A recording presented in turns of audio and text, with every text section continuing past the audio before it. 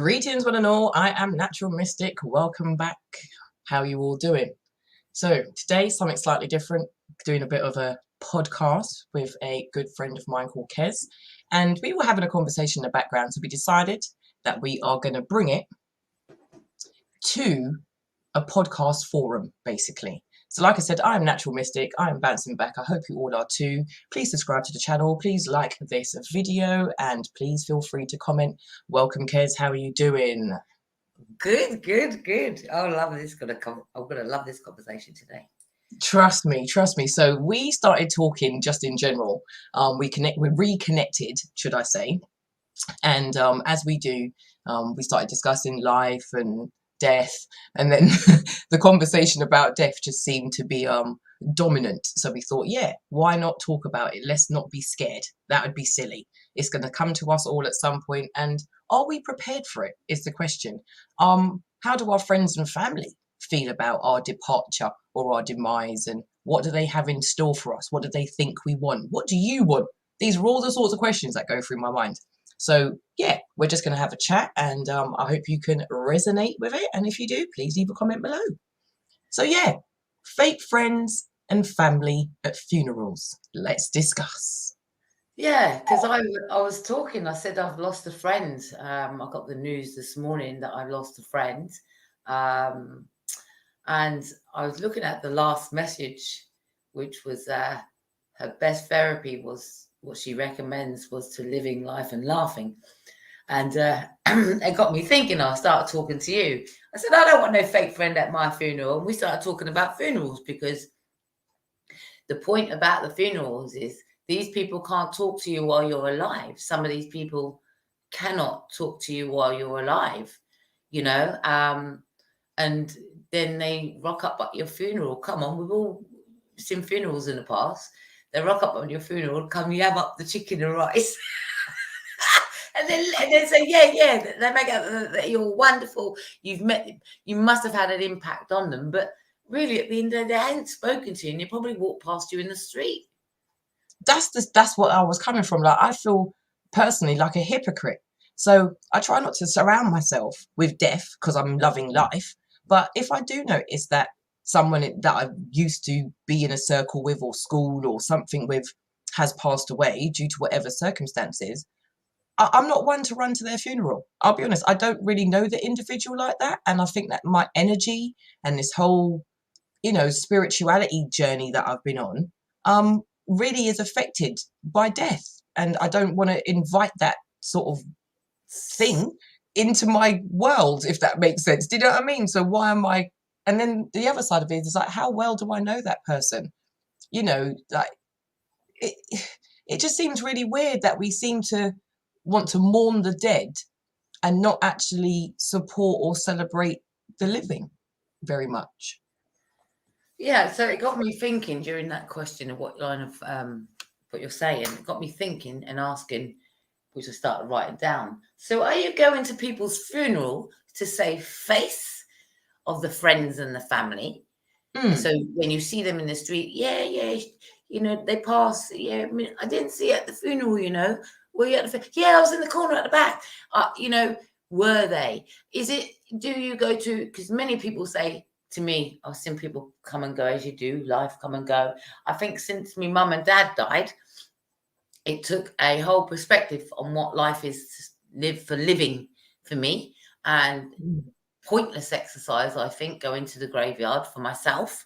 And that only came about because I had a dream. I mourned when my dad passed. I mourned him terribly, and I was up that graveside every single day. Didn't want no one to touch it. He became a possession.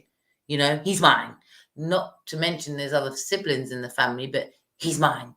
And I needed everything to be so right. And I got obsessed with his passing, in a sense, and coming to terms with the grief, I call it.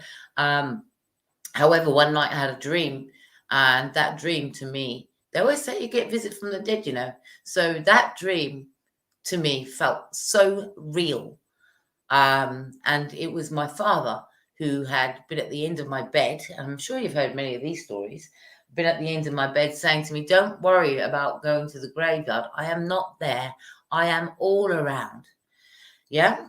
So that stuck with me, particularly again that do not stand at my grave and weep, for I am not there, I did not sleep.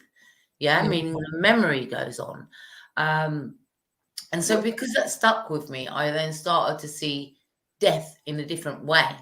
Mm. That it is for living. So then my mother passed 5 years later from cancer, same as my dad. So I'd already what you call stared death in the face, right, when they're Mm. dying. So, and then it's about how you can make them comfortable.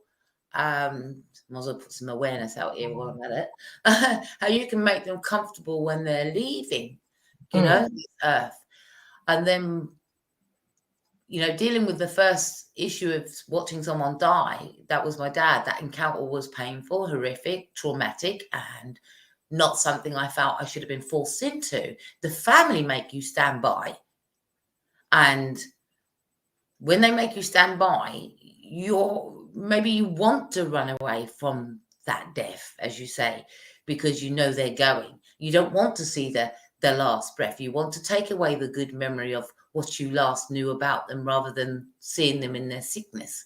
So for me, when I have this imagination, which is now coming forward, it's called a trigger factor, right? So we're talking about death.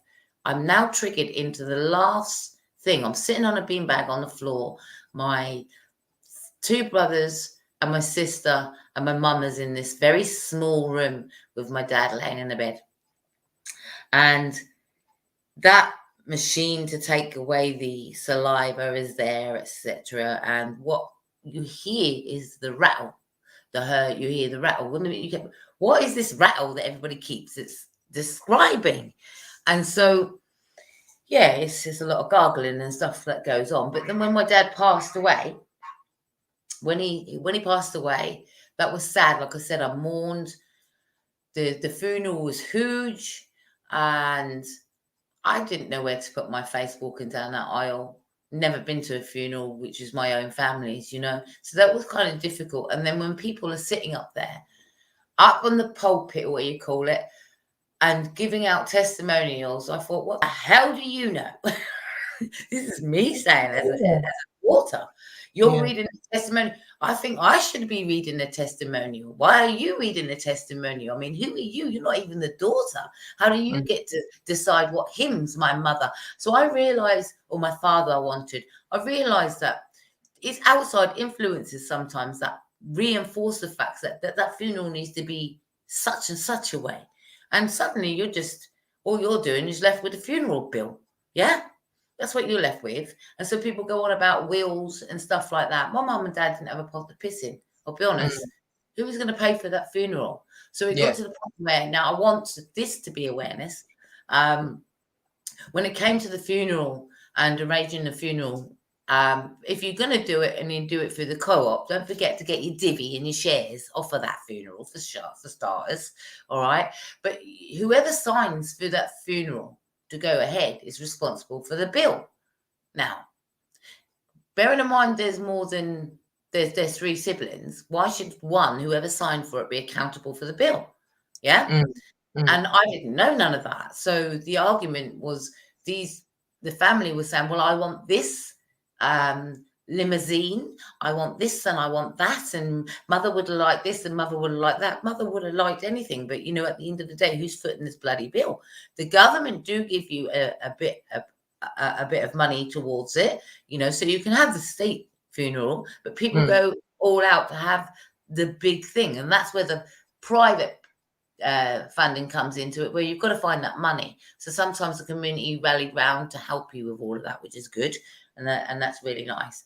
But you find the squabbles over the family are just, they always say a funeral will expose people's hands, and people that didn't even know but only heard may show up, to support the family, etc. So I look at that, maybe there's a reason. But when death comes and you realize that you can't stop it, no matter what, your calling is your calling. What can you do when you're on this earth? And we often plan these funerals, right? And I mean, I remember I looked at my will the other day and I thought, this will, it ain't worth the shit it's written on now, because one, I've moved address. Two, I don't have that property anymore. So what can I leave now?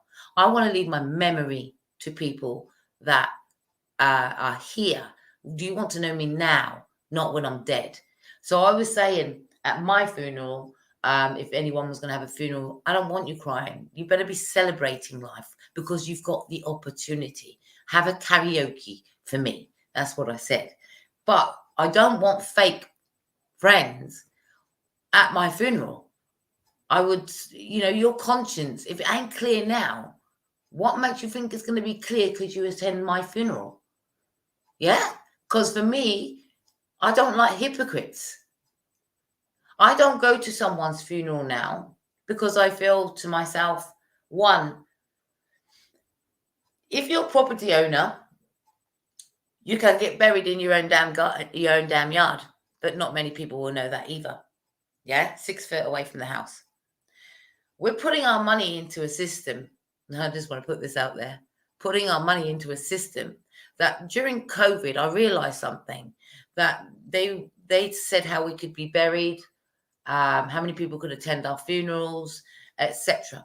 And it got me thinking, I had to pay for my mum and dad's plot. And you own that for 50 years. But the government aren't going to give your money back, you see, however they want you to be buried. So how do you want to be buried? That was one of the questions I had thought about growing up. Did I want worms to eat me? Did I want to be on flames? Hey, that was just the fear factor of death, But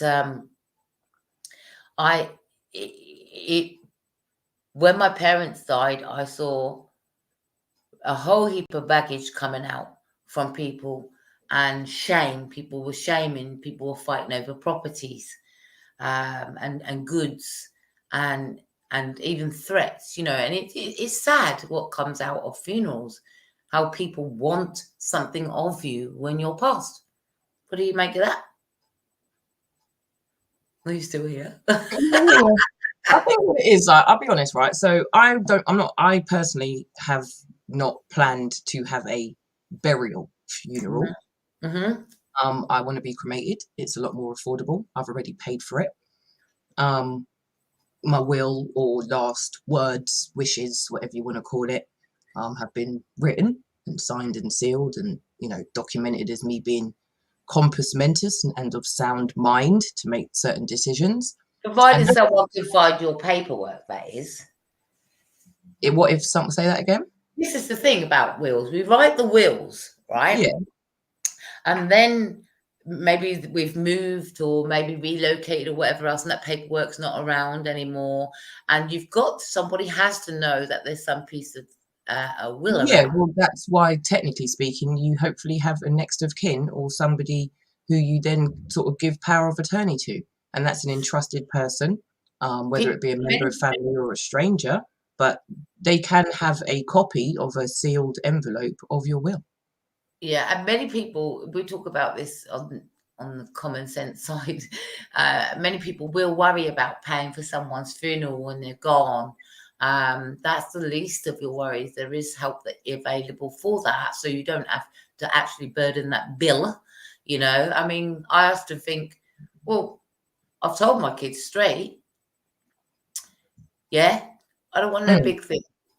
Don't bother thinking about who was mum friends with, because look today. All right, so let me interject there slightly, right? Let me interject there slightly.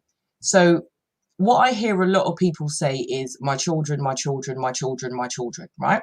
Now I have not in regards to, I had to pay for my mum and dad's funeral, okay, as a child, not as in an age of a child, but as their child, yeah.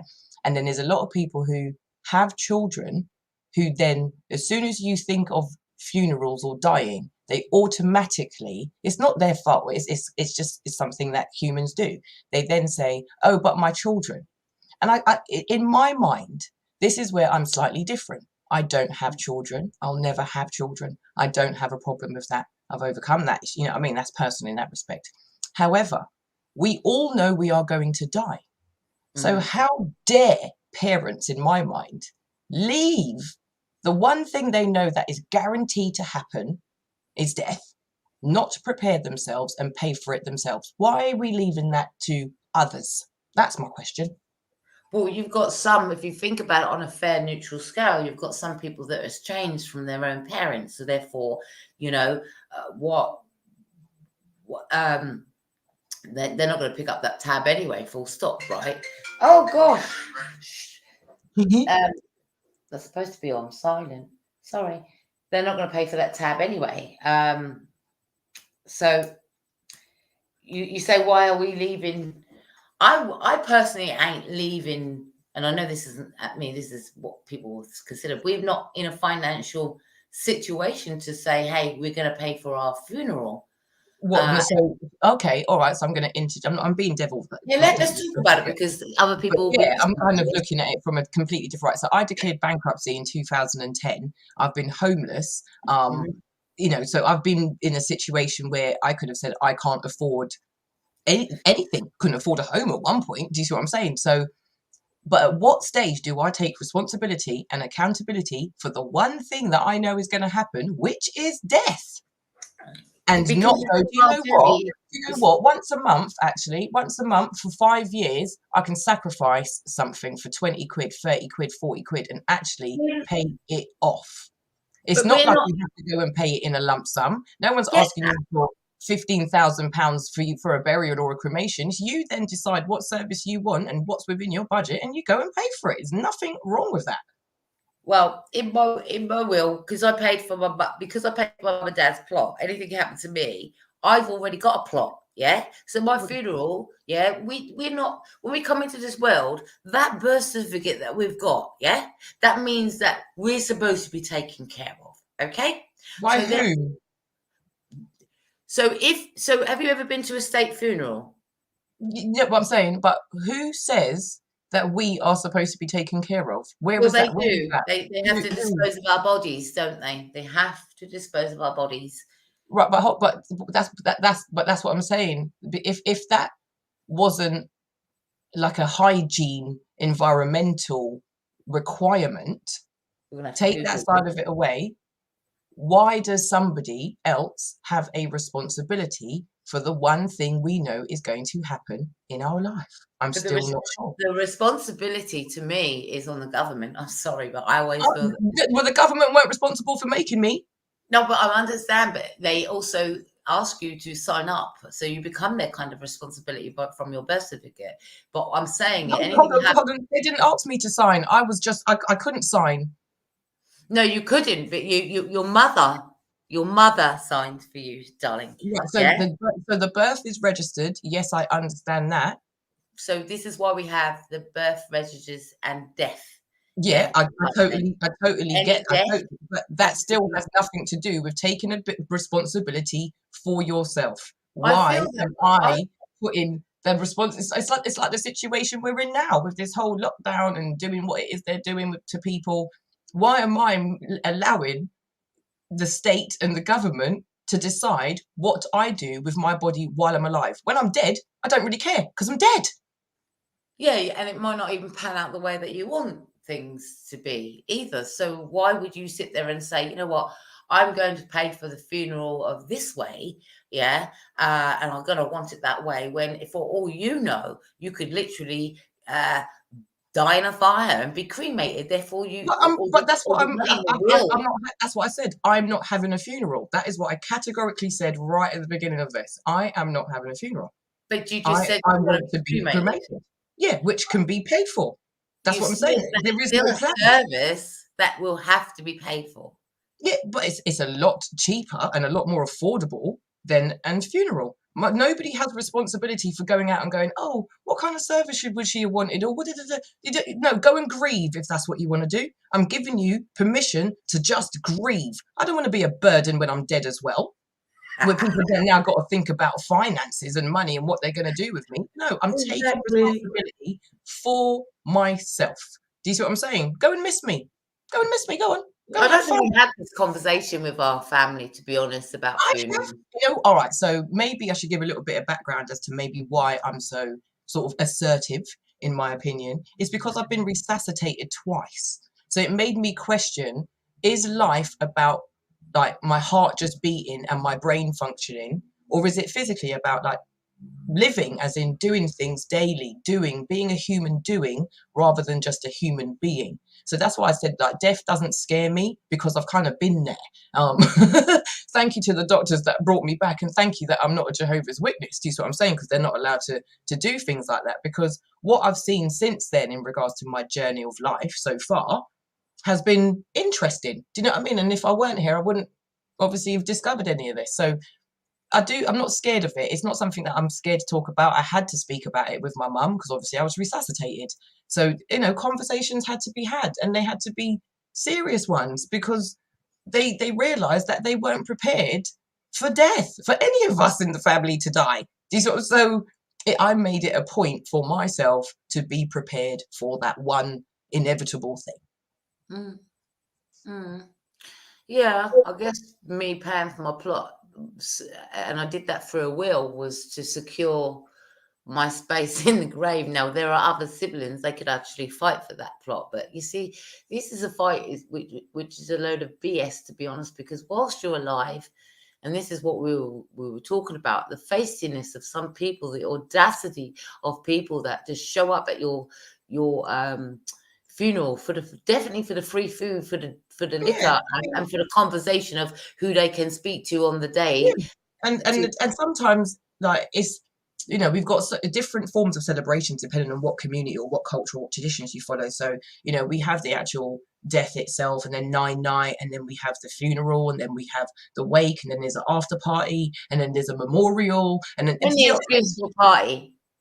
Yeah, I have to be honest. I have to be honest. I have to say that communities with the white community, their funerals are done quite differently and very quietly. And with the black community, we're celebrating that life, and you'll do it for days on end, maybe weeks on end. Right. So this is where I do agree with what you're saying, is that, yeah, they do party, they do celebrate, they think about the life of the person. However, right, so I'm not a raver. Yeah, I don't go out to parties. I don't go to dance halls anymore. I don't do that. So if all of those people think they know me, then go and throw a big dance hall style party in my memory, that's what I'm saying. That's got feck all to do with me. Because they won't be doing it for you. Any of you have seen me, no, but so what's the point of trying to keep someone's memory alive if you're not even keeping alive the things that person liked or did? Very true, but I guess when I actually plan my mum's, my dad's funeral, my mum's funeral, my uncle's funeral. His funeral was hilarious because when the service come, they played Benny Hill.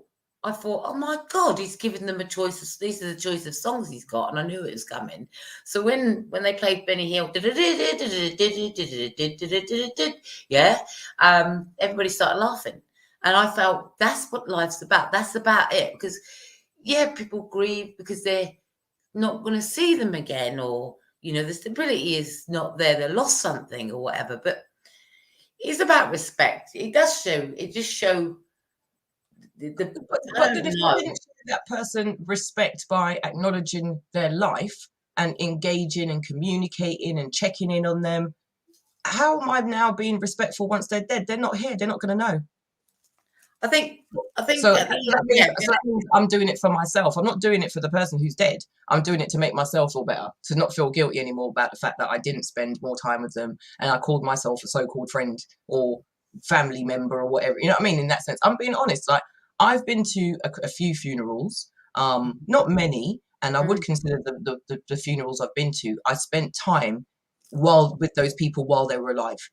Do you see what I'm saying? In the early days, in the middle days, and the end days. All right. So I didn't. It's not like it was an obligation. It was an opportunity to literally just go and say goodbye, meet some of the other friends that were in those circles, and we could all console each other and grieve together in that moment. After that, ask me where that circle of friends has gone. So the person who died was the glue that kept us all together.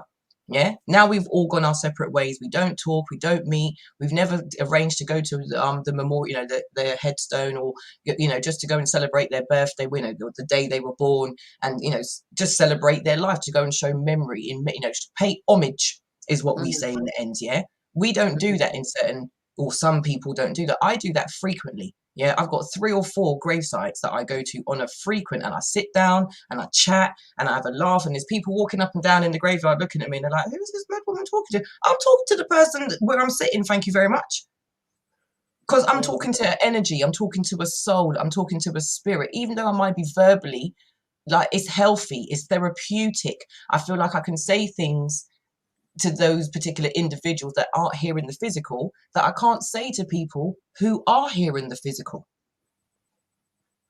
So for me, it's not even just a grieving process, it's a healing process. I sit there and I laugh about things me and that person used to do and the places we've been. And then sometimes I drive past somewhere and I'm like, oh my gosh, so me and so went and had a drink there or had lunch or whatever. Do you know what I mean? Like, that's what I'm remembering what they're about, because the people that are passed about, because, you know, when I'm sitting here, I'm thinking about the people I've lost, and I'm thinking, what did they mean to me? What did I get from their life? So what legacy did they leave for me? You know, they didn't, you know, and for me, I remember there's one girl, one lady, should I say, she left behind a son as well. And she's fighting breast cancer. And she had the operation, but it come back full speed. And next minute, within weeks, she was gone. But what I took from that, and you don't know what to where to put your face when someone tells you they're dying, and you don't. But what I took from her story is, I remember on my hen night that her and her sister were the only 2 that made sure I got home safe, no matter what. And it was because they got home safe. I'm here to tell the story about how they helped me, you know. So, but they were the only people that made sure that I got home safe, and yet they were not even my closest, you know. Yeah, and that's what I'm saying. That's why we've named it Fake Friends and Family, because a lot of people use that word very loosely, you know, and it's not a word that I think that should be taken lightly, either of them. You know, and they always say we can't choose our family, but we can choose our friends. And I sometimes even put a little bit of an add-on and say that sometimes some friends actually feel more like family than family itself, you know? So, but what about the family that are not speaking to you? The family that are not speaking to you? I mean, it goes 2 ways, because I'm not speaking to them either. Let's just put it, I'm just keeping it real. What COVID taught me is that I don't use that word, people don't. If that was going to bring anyone closer, people would have been ringing up more and saying, "You're right, you're right, you're right." Just checking in to see if you're still here or not. But COVID taught me silence. COVID taught me that people were just dealing with their own stuff, but they certainly wasn't reaching out. You know what I mean? Well, you see, not one of my family reached out to me and said, I was going to say, family-wise, in, you know, like relatives, blood relations, whatever you want to call them. You know, I've got my regular bunch day to day anyway, which I would check in on regardless of the year or whatever's happening. But yeah, there was other family members who are out there, who I still haven't heard from. Do you know what I mean? Regardless of how long we were. Two-way street, isn't it? Did you pick up the phone? It is. And the fact of the matter is, where I am in life, and if they was to approach me right now and try to sort of, you know, reignite some sort of conversation or some sort of connection, I'm actually not receptive to that. I've realized how much I've grown as a person in the last 7-8 years since I've spoken to some of my family members. And I even thought about it the other day. It's like, if any of them was to pass away, what impact would that have on my life now?